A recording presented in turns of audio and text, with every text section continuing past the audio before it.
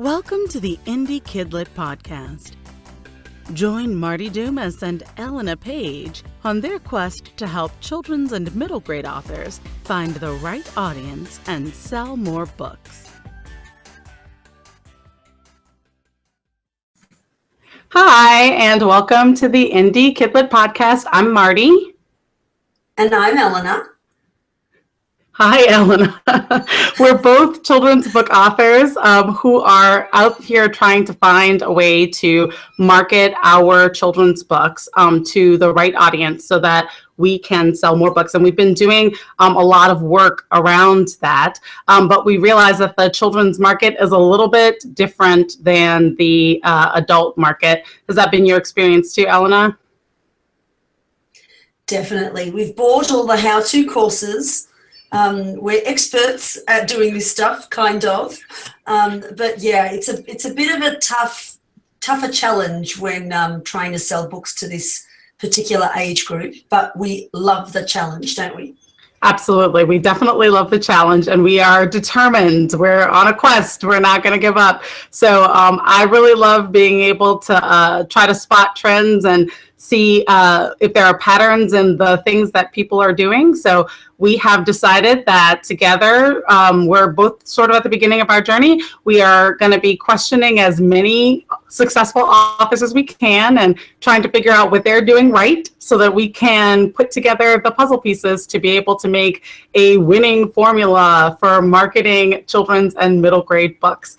And we're going to be joined a little bit later on by an amazing author who's done a ton, like just an absolute ton of stuff so far. And her name is Darcy Pattison. But for now, I am really curious. Elena, what are you working on?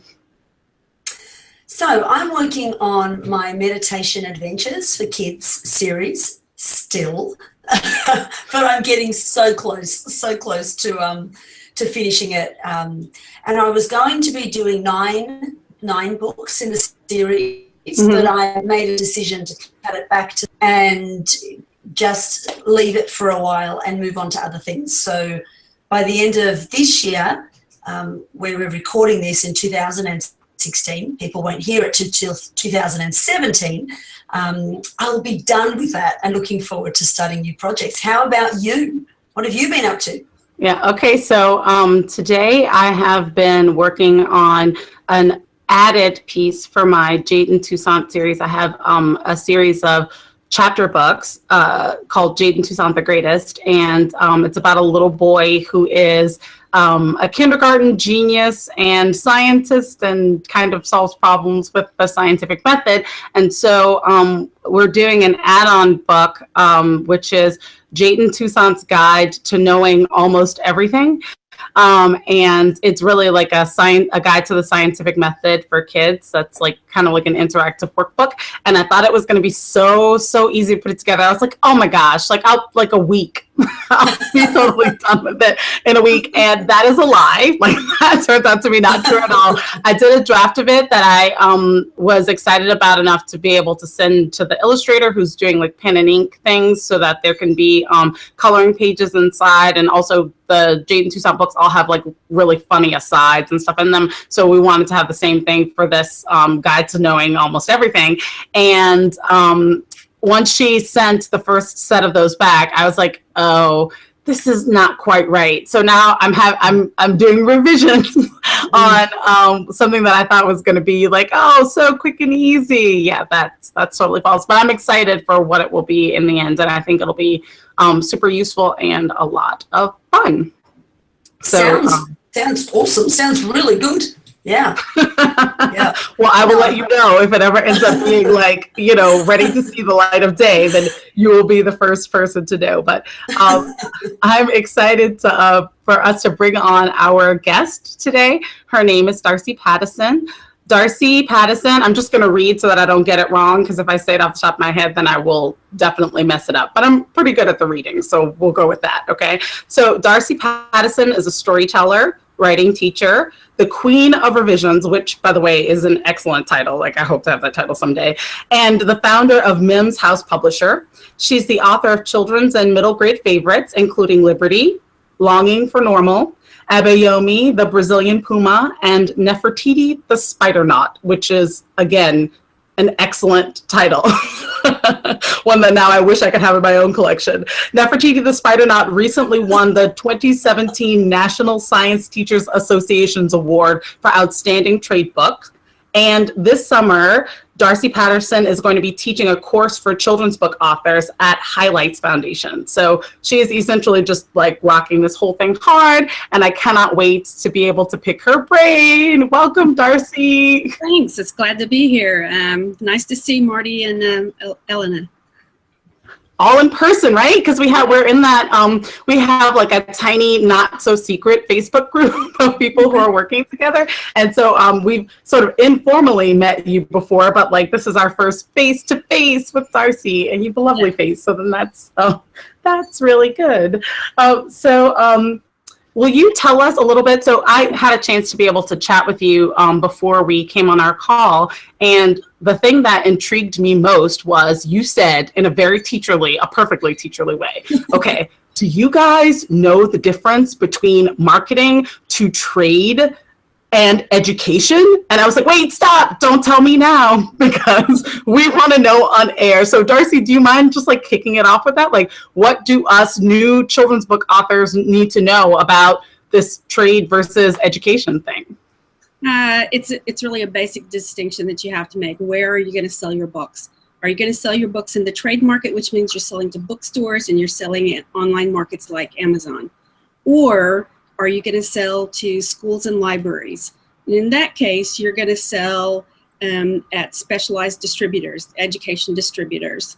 So that would be Follett and Mackin. You would sell to Overdrive, which distributes to libraries, that sort of thing. So you really need to know who is your market. Are you going to try to reach parents and teachers in the trade market, in bookstores and on Amazon? Or are you going to try to reach teachers by going through the educational distributors?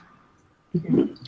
So if you were like, which one are you doing, Darcy? Are you going for both? I do both, but I try to make a distinction between books. Some books are more trade than education. Some books are more education than trade.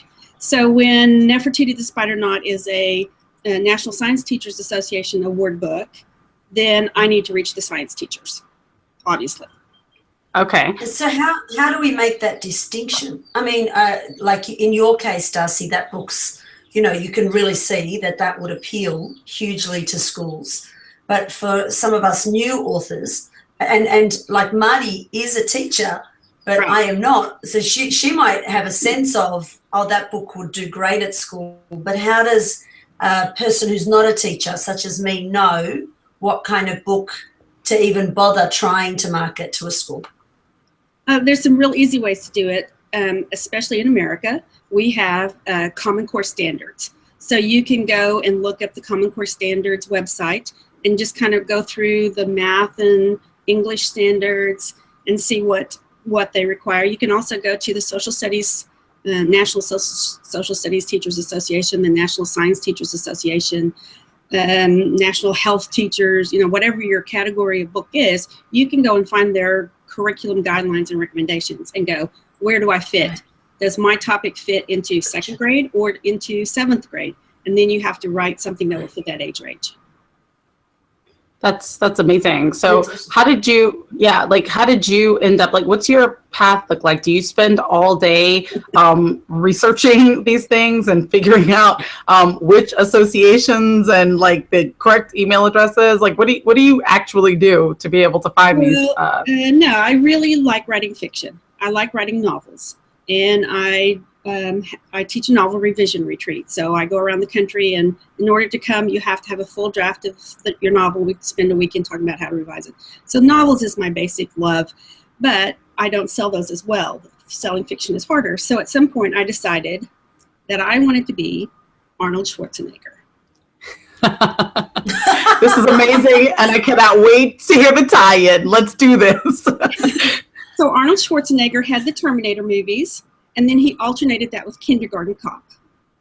So he's alternating an action adventure with a comedy.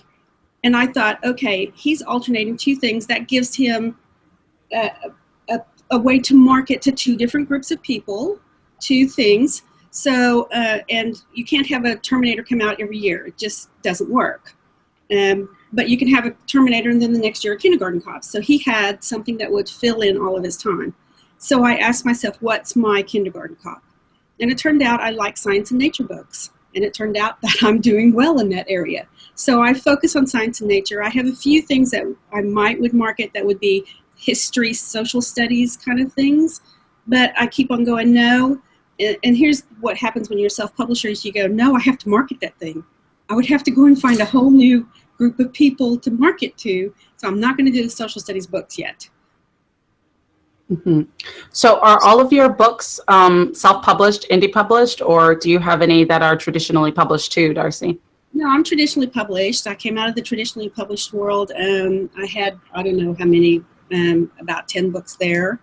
And had some too nice, many to count because you're amazing. Right. Had some nice little awards. One of my books, the one I'm best known for, is The Journey of Oliver K. Woodman. It's the story of a woodman who crosses the nation to connect a family, and it won a nice award for picture books, and it's actually in a Harcourt textbook. That's very cool. So is that something like how do you carry, or have you been able to carry that over into your indie publishing experience? Yes and no. I mean, sometimes it translates and sometimes it doesn't. I still get invited to a lot of places I did before, like reading associations and I think school visits, things like that. It's easier to do those sort of things. And what it really did for me, though, was teach me, I have to be careful here. I don't want to say that self-publishing is low quality, but it has a different aesthetic sometimes. And that's really the best way for me to say it is sometimes there's an aesthetic that you learn in traditional publishing that is acceptable in schools and on bookstore shelves. That's just different. I'm not going to say it's a higher level quality or anything. It's just a different aesthetic. And I learned that. So that carries over into my self-publishing. Does that make sense? Absolutely. Yeah. And I think aesthetic is a good way to say it because there's nothing wrong with what other people are doing. It's just not the aesthetic that that bookstores are used to. Yeah. Yeah. And I love the way you said think about whether you want to even market that thing before you even write it. You know, like I love that. I don't think I've heard anybody say that quite like that, because you are going to have to love going out and getting that to fit somewhere. And if you're not prepared to, then why even have that baby? Do you know? Right. It's like, I love that. and the aesthetic stuff makes complete sense. So that's, yeah. And what would you say are some of the aesthetic differences? Like, I mean, can you put that into words somehow? I mean, or is it more just how do you differentiate? It is hard to put it into words because it's an aesthetic, but generally really polished art. Art coming out of a traditional house has art directors and graphic designers, and we are not. We are writers. And so I think I do a fairly good job at it, but I know if I had an art designer, it would bump it up a couple levels within that aesthetic. I don't know. As far as the fiction, I teach writing, so I definitely have ideas on what I think works and doesn't work. Yeah.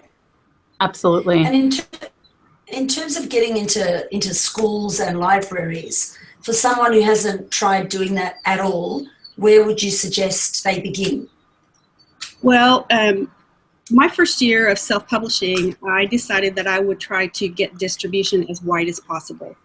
So I went looking for places where librarians buy books. The thing is, when a librarian buys a book, they have to pay for it with school funds. So they have accounts set up in certain places.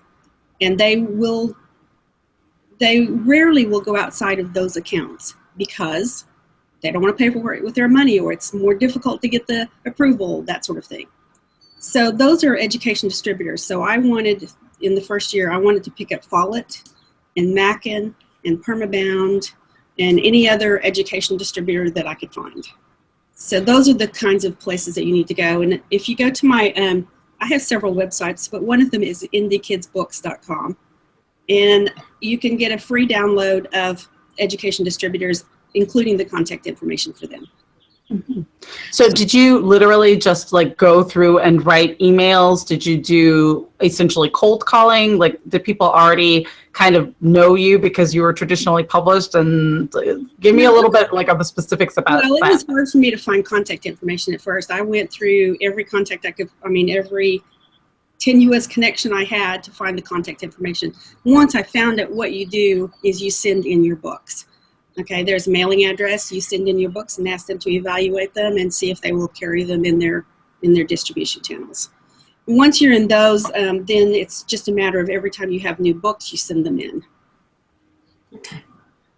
Awesome. Okay, that's great. Are there other pieces that from the traditional publishing world that you think are important for either new or kind of established indie children's book authors to be thinking about? Well, I do try to send out books for review. So I do try to build my calendar so that I've got at least 4 months between a finished copy I can send out and the publication of the book. That allows me to send books for review. And not every place will review every book, but I seem to have pretty good luck with School Library Journal and Book List online especially.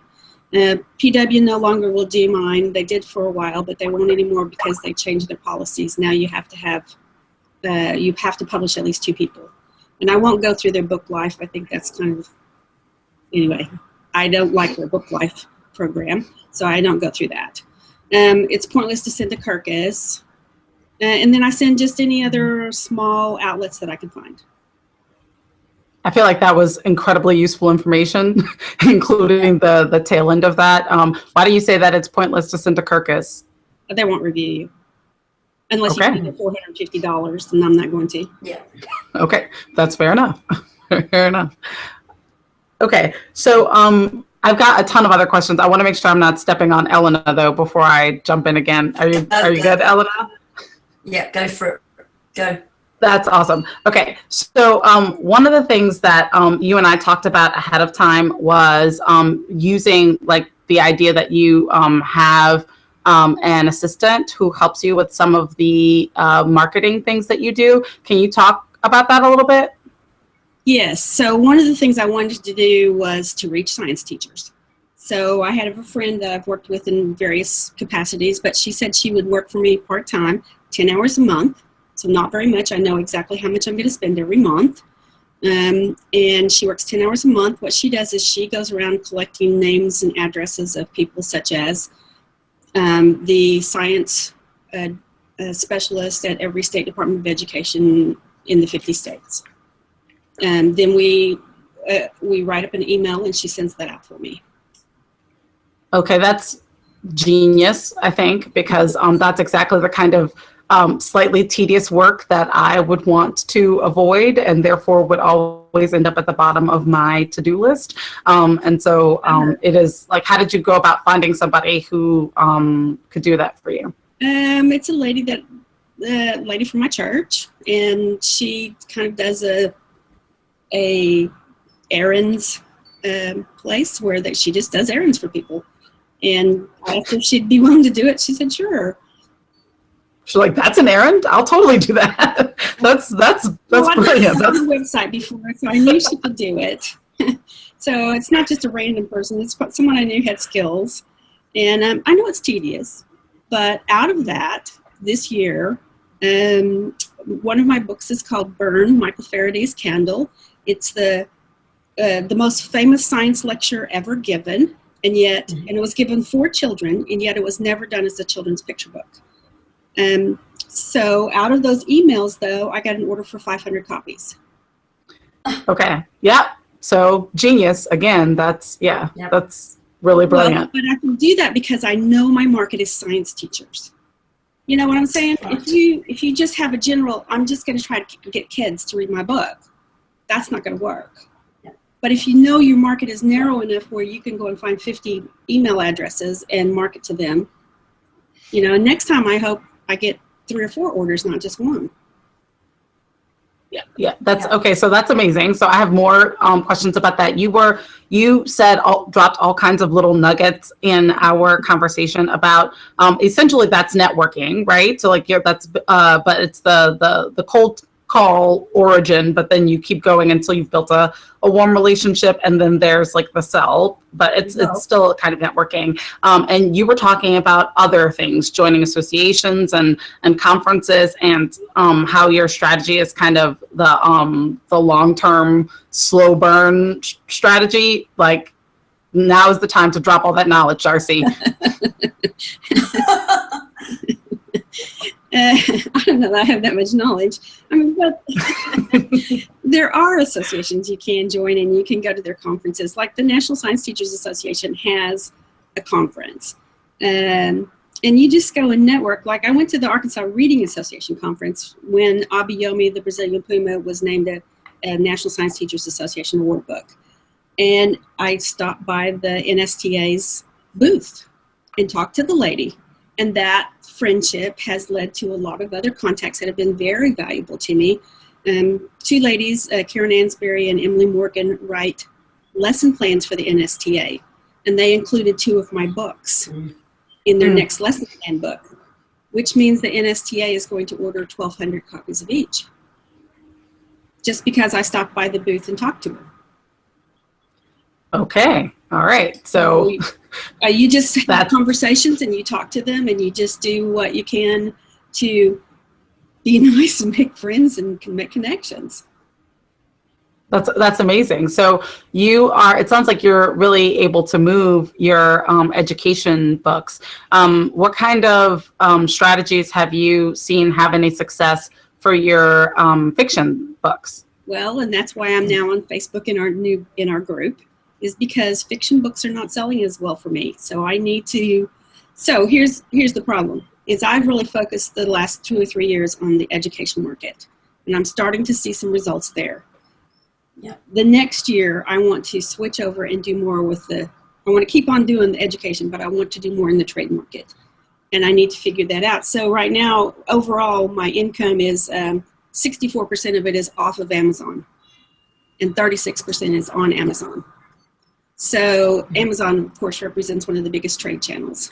So I would like to be able to figure out how to sell more and sell my fiction better.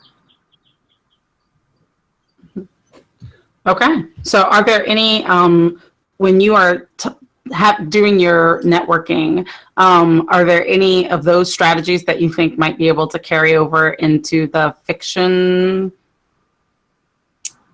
marketing? I don't know. I'm sort of trying to figure that out right now too. It seems to me one of the strongest things one of the things I want to investigate this year is advertising. A lot of the indie world is going that direction now, and I think I need to just try different venues and different places and see what works for me. And I think that's the main thing for other people is you have to figure out what's your business strategy. Where do you have strengths? Like, are you really great at doing video? Then you should be on YouTube doing ads there. I happen to be really good on Pinterest. I have a couple pins that are pinned, 70,000 times, repinned. Wow. How does that happen? I don't know. I just did it. So I'm going to try, there are different ways to get viable pins on Pinterest. I'm going to try that this year. It's one of the things. So I'm working through the process to see how that can work and what's the best way to go. But if I'm doing really well on Pinterest, then I should try to use it. So that may be a place where I want to focus my ads. I don't know yet, but that's one thing I'm going to investigate this year. And have you tried the Facebook advertising? I've tried it, and until I talked to Marti and figured out that I need to do a lookalike audience for people coming to my website, I was having 0 return on investment. Now I finally got a little bit, but it's spotty, and the Christmas season hit, and I didn't want to blow a lot of money, bidding up something. So I'm going to try that again in the spring. Mm-hmm. Yeah. Yeah, I find that too with the Facebook advertising. Probably the holiday season is not the time that you want to try to experiment, because it'll be a costlier experiment than when Yeah, I think if there's I'd already less been competition. doing it a while, then I could have stayed in. But just to do experiments, it's not the time. So I will try it again, and I think I can, have some success there. I've seen some flashes that I might, but it'll take a while, I think. All right, cool. So I have another one, Elena. Are you sure you don't want to jump in, or you're good? All right. No, that's my connection's mucking around, so you go. Okay. All right. That's fair enough. Okay. So when you are thinking about, I'm going to bring us back to the education market, which is where like you have been having the most success, according to you. So I want to bring us back around there so we can like wring out everything that we can from you. Darcy, we're going to get it all out of you today. So, so when you are thinking about how do you come up with your ideas? Knowing that those ideas are going to appeal to. So you said that you go through the Common Core standards, right? But that sounded like that was after you have a book. Like, how do you find a matching potential audience for it after you have the book by going through the Common Core standards? Are you already thinking about marketing when you are coming up with ideas in the first place? Yes, I'm already thinking about marketing when I have ideas. And I have gone through the Common Core standards. I've taught the Common Core standards. I've gone through it so many times I already know generally what's there. And the same thing now with the science standards. There's a really great website, NGSS, Next Generation Science Standards. And they can sort by topics and stuff. I've sorted those topics so many times for the elementary school age. So I kind of know what's there, and I can say, yes, this is probably going to work for elementary. I don't know if it's second grade or fourth grade. I'll have to go look it up, but I kind of know these are some of the topics that they cover. So even before I start. But the other thing is I've now got 2 series going. One is the animal biographies. So there's 3 books in the animal biography series, and these are true stories of one animal, not a species, but of one individual animal. So Wisdom the Midway Albatross is the story of the oldest known wild bird in the world. That's a great story. How did she get to be so old, and what has she gone through? And the second was Abayomi, the Brazilian puma, about an orphan cub. And then and that one was a Science Teachers Association award book. And then Nefertiti, the spider knot, is the story of a spider who goes to the International Space Station and survives to come back to Earth. And I'm looking for great stories, because there's all kinds of animal stories, so I have criteria. And the 4th one, which I'm working on, is being illustrated now, will be Rosie the Ribbiter, the celebrated jumping frog of Calaveras County. Of course, it's a takeoff on Mark Twain's famous story, but Calaveras County, California really does a jumping contest, and this frog won 30 years ago. Her world record has stood for over 30 years. That is impressive, and I'm like kind of personally excited to be able to read the book, which is a little bit ridiculous because I'm 39. But a good book is a good book, so I'm already looking forward to that one. I'm trying to develop series that I think I can continue to add to, just like you do with trade books. Series will get your name known, and they're looking for the next one in that series, that kind of stuff. So the idea of series definitely carries over to the trade market. Okay, that's good to know. And do the series? I mean, the series works really well in the education market as well, because I feel like I know that for marketing fiction, that for indies anyway, the series does better for your marketing dollar, because if you're marketing book 1, you're marketing the entire series essentially. So then you can get more done with that. Is that true in education as well? Yes. Now that I have 3, and I can actually say I have a series instead of just 2 related ones, I think it's going to carry over. I think I can say, if you're looking at this, look at the others in the series. There's just so many ways to market now that involved all of those books. And with the 4th one coming out, that's going to make it even more exciting. So yes, if you can develop a series, even a loose one like this one is, then I think it's helpful. That's great. So that's definitely something that I will be adding to my list, and like looking forward to carrying that forward a little bit. So one last thing that I wanted to be able to pull out of your head before we move on to our next bit is when you how did you end up making it sounds like you were doing pretty well in the traditional book world, and like you've carried forward some of the aesthetics from that. Like, what made you decide to transition into doing some indie publishing, and have you had any pushback about that from the traditional world? The reason I switched over is because my creative life was at risk, because I work on a project and I'm very excited about it, and I send it out, and 1 year later I might get an answer. And I can't work on that kind of time schedule. I'm sorry. Mm-hmm. I know the children's book world is very slow, but I'm not. And it got to the point where I have a backlog of manuscripts that I can't even send out because there's others already out. And so for my creative health, I needed to do something else. I either had to quit writing or go whole hog on the self-publishing. So did you have an agent and everything when you were doing more traditional publishing, or were you going direct to publisher? Agents, and they sold nothing for me. Oh, wow. Okay. So that's an ineffective agent and not the right one for me. And I have friends that I've recommended those agents to, and they've sold books for them. But for me, they just didn't sell. So it just didn't work. Okay. I'm much happier as a self-publisher, believe me. Yeah. So what do you find the most like the best difference between? So is it the time, or is there something else that that makes indie publishing more right for you than traditional publishing was? Well, for one thing, there's more money when I sell. I mean, that's the middleman stuff, and the flexibility. If I want to change prices, I change prices. I don't have to call somebody and they have to consult somebody else who consults somebody else, and then they come back and say, well, what did you say? Absolutely. Okay. Right. I just, as a small business person, the buck stops here. If I do it, I do it. If I don't, I don't. And I take responsibility, but I can be nimble. I can make the choices I want to make, right or wrong.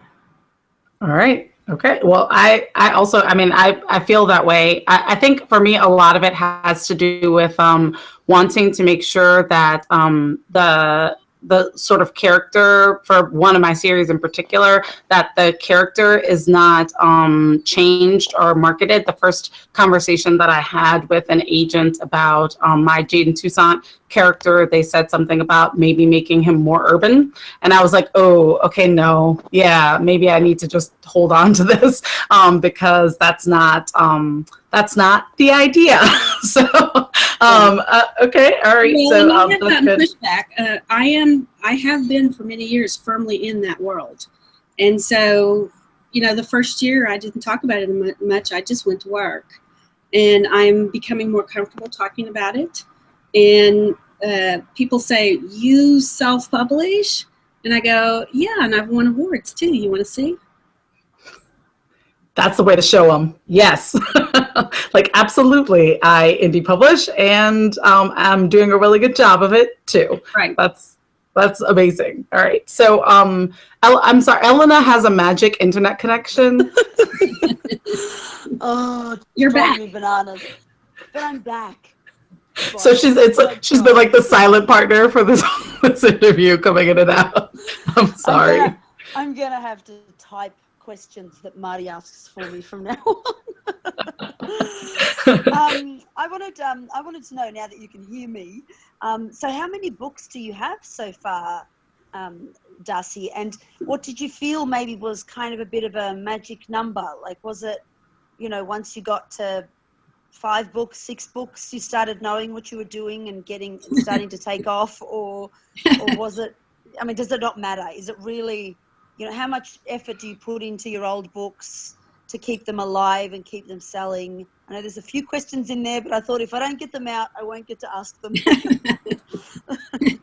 I have 30 books out with Mims House, my publishing company, and I plan probably 3 or 4 next year. I just publish, I don't know, on a schedule that works for me. And yes, it's the first couple books. I do my picture books in InDesign, which is the professional program for designing books. The first book, children's book I did, it took me a whole month, and I cried the whole time. Okay, that's fair. All right. Yes. Now I can do one in about 2 days. Okay, so people weeping into their cornflakes over InDesign. I can think of 2 author friends who are already doing that. Just persevere is what that piece of advice is. Yes, you have to, because there's no other program that does what it does. I see all kinds of workarounds by using Microsoft Word or using Canva online, and they just are inadequate. They are not going to get you what you need. You must learn InDesign, and find a way to do it. There are tutorials online, and you just have to do it. I can now do it in 2 days. It took me 3 or 4 years to get there, but you'll get there, and you won't regret it. Yeah, that's good to know. We're getting close to the end of our time. Elena, you have more questions? What did I want to say? All of your books are ebooks as well, and do you have them all professionally edited? Is that an important step for you to get them to the right aesthetic? Yes. I have a critique group, a local critique group. They usually read almost everything. And then once they're pretty happy with it, then I go to a professional editor. She does all the line editing and all the, she's a grammar witch. I love her.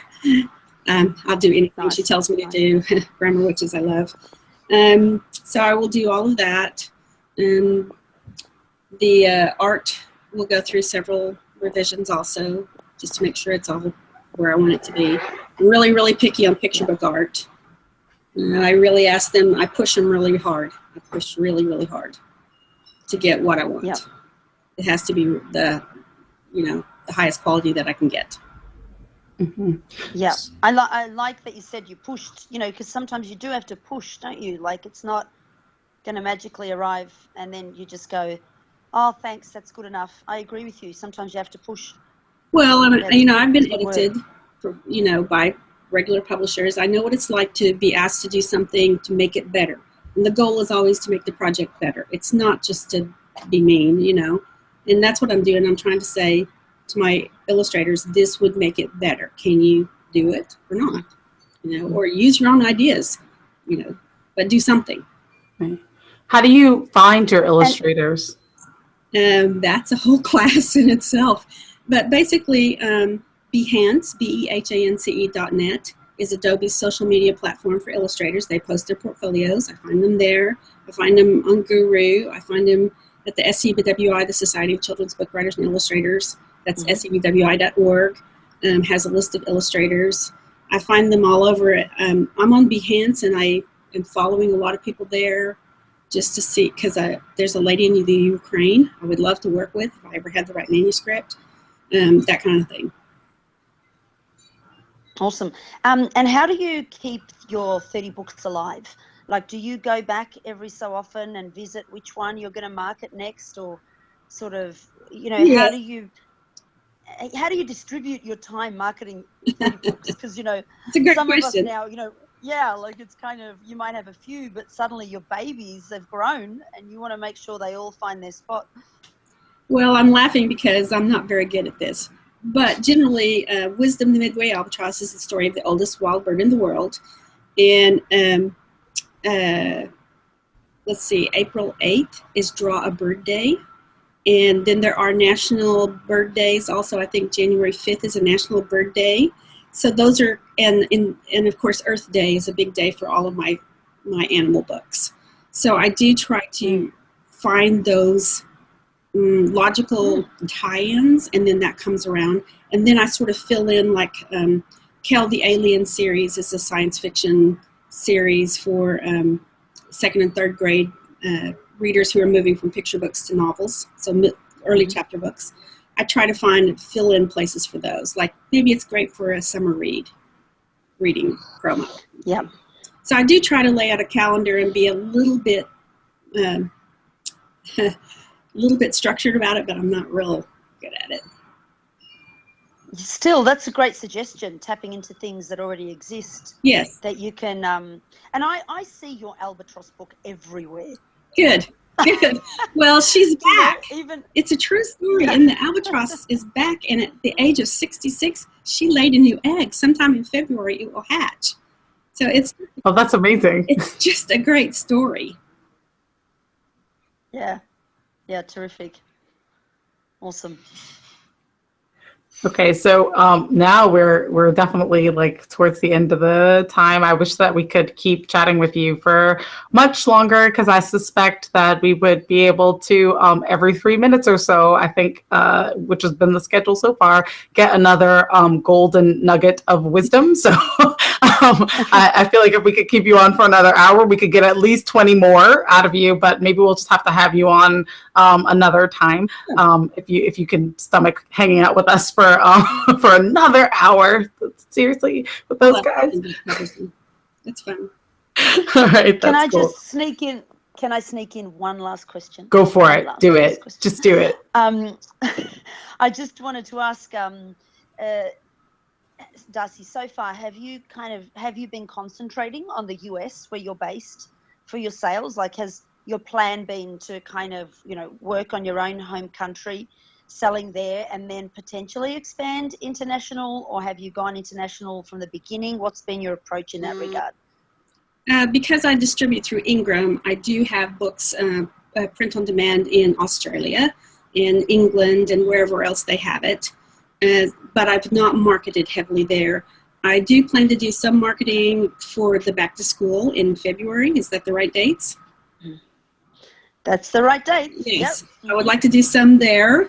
And I did some marketing for Burn Michael Faraday's candle because he's British, and there's still a juvenile lecture every December, and so I do market around that a little bit. But I haven't done lots of marketing outside the United States. I would love to do Kobo also in Canada, but I need to get the advertising and the marketing down a little bit better this year, and then next year, I think in 2018, I'll really try to go international with stuff. So are your ebooks wide on all platforms? They are wide on all platforms. Yeah, I will never go Kindle Unlimited. I may do it for the beginning of a project, the first 3 months, and then not again. But I do that because I know a lot of people make money there, but I've never made any money there. And beyond that, if I do, then I can't go to the education distributors. I can't have an ebook at Follett and Mackin and places like that because you must be exclusive. Okay, so now I have another question. Well, so with the ebook distribution to education markets, right? Does it matter the publication date? Like, are they more likely to take a title that's fresh and new, i.e. one that's not been in exclusive to Amazon for 6 months or a year, or they don't care. Okay. They don't care. As long as it's a book that would be used in schools and someone might potentially order it, they don't care about that. And for them, I hate all these platforms, don't you? Oh my gosh. Yeah. Kindle is Mobi, and then you got to do the EPUBs. Well, what the education publishers want is they want a PDF, and then they translate it to their formats. Well, that's easy. One of the easiest of all. Yes. Wow. That's brilliant. Crazy. Awesome. So just one last question. Sorry, Marti. It's like my job to be the timekeeper today, and that, you're messing me up with my timekeeping, Elena. Okay, keep going. Sorry. Last one. What other platform other than the schools? Which other platform is your best selling? Like, is it iBooks or Kobo? Where do you sell the most books? You're going to be surprised. There's a new app called Epic, EPIC exclamation point. And I know Epic. I love Epic. They are making money for me. So I've only been on there for 3 months. So I don't know how it's going to go in the long run, but the first month and a half was good. And I'm very excited. To go direct to them, you have to have about 15 books, though. Okay. Until you get to that level, they won't look at you on your own. So I wondered, because I had emailed them and I did not hear anything back, and I thought, and I wondered if that was the case. So yeah, thanks for. Yeah, they have a minimum of 15, which I barely got in, but. Yeah. Okay. So my question: which one of your which kind of book is doing best on Epic? Like, do you have your picture books on there as well as your middle grade, or their sweet spot is picture books? Okay. So if you get to even my Alien books, which are short chapter books, those don't do as well. And their really, really sweet spot is read to me. So if you have an audio also that they can set it up as a read to me. My best-selling one there is Abayomi, the Brazilian Puma. And it is read by this wonderful South American male voice that is just brilliant for the Brazilian setting. So that one does the best so far. But I have commissioned, believe me, 2 more audios to go with my other animal books, the Nefertiti and Wisdom, because that one has done so well. I'm gonna get those read to me's up there. That's amazing. And do they pay you? Do they pay you per sale? Do they pay you per sale? I mean, No. How does it's sort of like Kindle Unlimited's fund. So they charge $5 a month for their subscriptions, and then depending on what money they've taken in, there's a fund, and then you get a percentage of how many views you had. Awesome. Yeah. So it's something to aspire to. And their format, they are PDF, like the education market, or what format are they looking for from you? PDF and MP3s. I know. Oh, it's going to be so wonderful. Sweet. Okay, see, I told you if we just kept you on for 3 minutes more, we would get another, like it could keep happening. All right. So I will never pay you exclusive because of Epic. iTunes and Kobo don't do well for me. I keep my books there just to keep them there, but they're not doing well there. So. Yeah. Awesome. Thank you, Darcy. We've had such a good time, and we will wrap it up. Thank you, Marti, for letting me ask those last few questions. As if I could ever stop you, Elena. Yeah. So let me give you one last tip in closing. Okay. Go. Okay, Please. If you're going to sell to the education market, librarians want the cataloging information in the front of your book on that copyright page. If you're not doing that now and you want to sell to the education market, you must have what they call a CIP block. It is the cataloging and publishing block, and it tells librarians how to catalog it. I didn't have that for the first couple books I did, and I got lots of complaints. So I found a great lady, Adrienne Barista, I think is her name, at cipblock.com. And for about $60, she just does it for me and hands me a file. And before that, I tried really hard to understand what that cataloging involved and, figure it out because I'm a do-it-yourself person. I finally decided, forget this. This is one I don't care. I'm going to pay for. So if you want to be in school libraries, that CIP block is very, very important. I can't tell you how much a librarian they'll look at your book and they will put it down and they'll say, this is self-published because it doesn't have a CIP block. Oh, excellent. Okay. Yes. See, and that didn't even take a full 3 minutes. And now I am going to be making sure that we get that info from you so that we can put it in the show notes along with a lot of other things that you have said, because I personally need to go back and check that. So that is great. Yeah. All right, so you've actually accidentally answered one of it, because we have 2 closing questions that we tried to do. One of which is, I think maybe, or never mind, I'm gonna ask it because maybe you've got one more. So if there's one piece of advice that you would give to indie children's and middle grade authors about their marketing, what would that piece of advice be? Well, to remember that you have options. You don't have to just go Kindle Unlimited. You don't have to just do education market. And you can switch that from year to year. Look at what your options are and decide for each book what's right. Okay. That's great. And then our other one, which is a little bit more fun because we want to remind both ourselves and our listeners and each other that writers are also readers, and that we are constantly reading to both for pleasure and to improve our craft. So Darcy, your hot seat question is, what was the last book that you read to a child or group of children that is not a book that you wrote?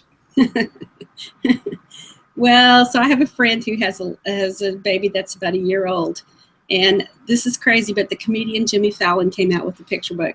Now, usually celebrity board book, usually celebrity stuff I don't like, but Jimmy Fallon is hilarious. So it's called Dada, and they go through and they look at different things, and every time, it doesn't matter what the picture is, the father says Dada.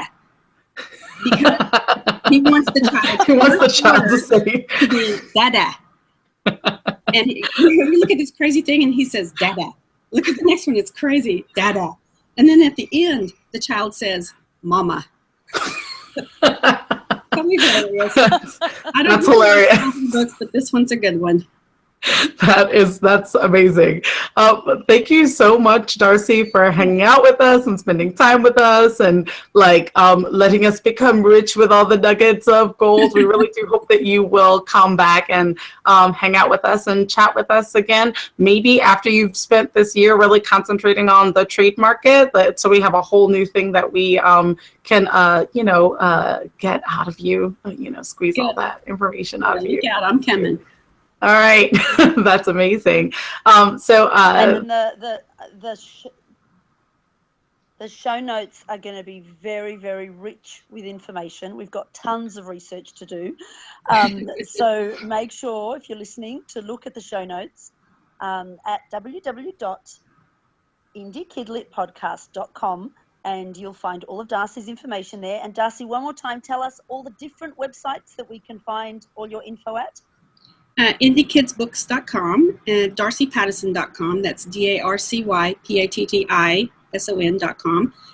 And my publishing house is MimsHouse.com. MIMSHOUSE.